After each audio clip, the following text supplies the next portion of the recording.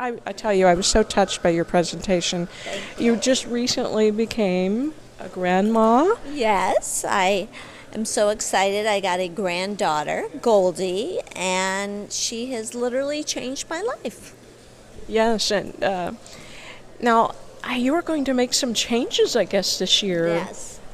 It's funny, one of our clients, Shonda Rhimes, has the book The Year of Yes, and my book, if I was writing one, would be The Year of No. So I am learning how to say no and to kind of cut back a little bit and maybe take half the business that we did this year and commit to trying to do less, which is a very difficult task. It's, what we do is an addiction, I feel. The way we work and the way we try to make memories and please people. So I'm trying to just back off a little, so we'll see how I do. Okay. Yeah. Yeah, in your presentation yesterday, you were talking about the 10 things that wedding planners are not required to do. Right. Now, can we talk about some of these 10 things? Sure.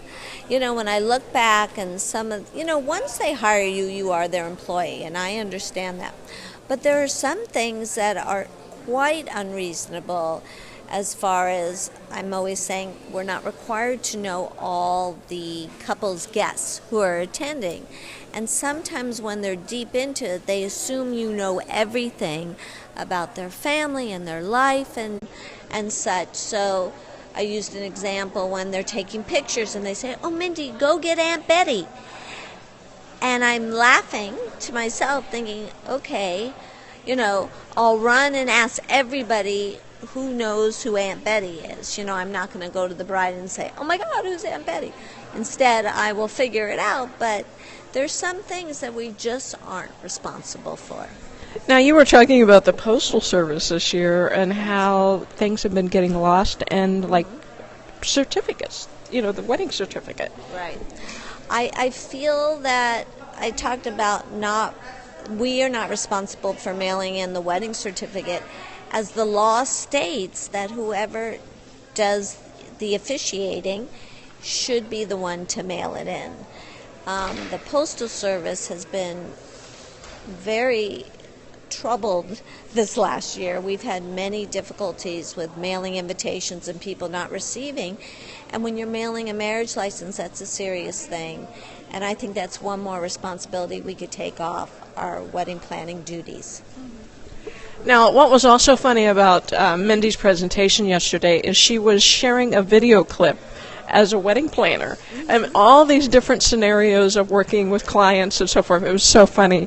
How long did it take you to do these videos? Well, literally, we did that Friday. I'll give away my secrets. I have a wonderful man who can do these quickly. We don't even have a script. I use all the people who work in my office, so they're familiar with the same situations. It took 2 hours. I mean, it was a short video. Sometimes it'll take 2 days. This particular one, it's so easy to do because we're so familiar with the script that we write in our heads.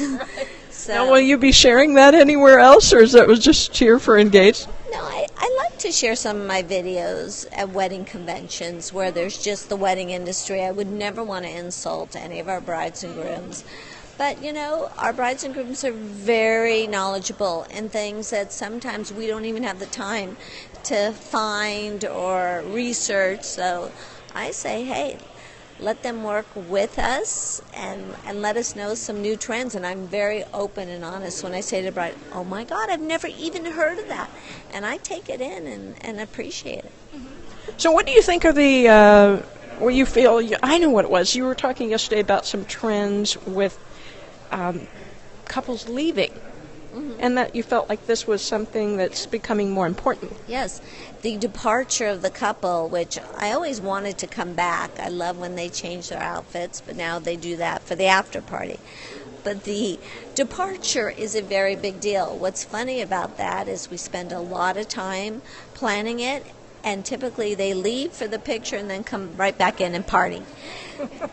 But I was saying how sparklers are the biggest bang for your buck and make a great picture, very celebratory, and not to stress too much about it because that's your best bet. I actually saw that on Periscope. I've seen some exits where they've used sparklers, and the photographer gets really into it. So I'm definitely seeing that as well. Any closing thoughts?